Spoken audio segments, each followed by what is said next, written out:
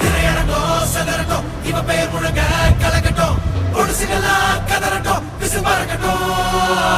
நரகத்துக்கே தெரியட்டும், அந்த எவனுக்குமே புரியட்டும், உலகத்துக்கே கேட்கட்டும், செவி கிழியட்டும்.